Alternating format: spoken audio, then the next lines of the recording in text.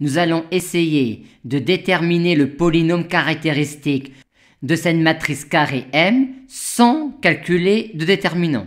1 est valeur propre évidente de M et on a donc lambda 1 qui vaut 1. Pour ensuite avoir un renseignement sur l'ordre de multiplicité de 1 dans le polynôme caractéristique de M, on pourrait regarder la dimension de Ker de M-I en passant par le rang de M-I. Mais comme la détermination du rang de M-I ne paraît pas évidente, on laisse pour l'instant cela de côté. Pour trouver une autre valeur propre évidente de M, je vais regarder si je ne vois pas un lambda pour lequel la matrice M-lambda I serait clairement non inversible car ayant deux lignes ou deux colonnes égales, opposées ou proportionnelles. N'y aurait-il pas un lambda pour lequel ces deux colonnes-là seraient égales?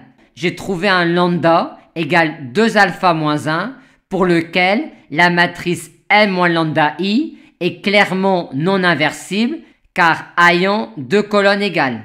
On peut dire que 2 alpha moins 1 est valeur propre évidente de M. Ceci m'apporte-t-il une autre valeur propre évidente de M? Oui, si 2 alpha moins 1 est différent de 1, c'est-à-dire si alpha est différent de 1.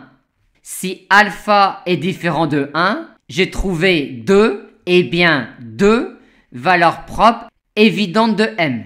Mais en plus, je peux donner tout de suite un renseignement sur l'ordre de multiplicité de 2 alpha moins 1 dans le polynôme caractéristique de M.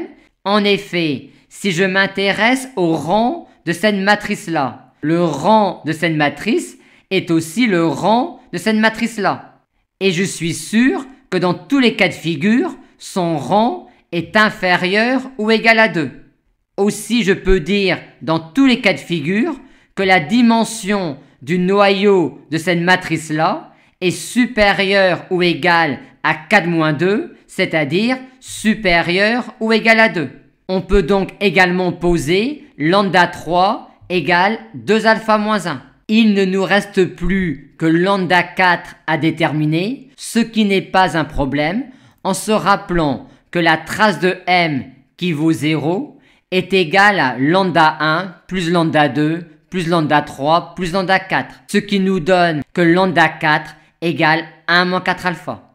On a donc déterminé le polynôme caractéristique de M quand alpha est différent de 1.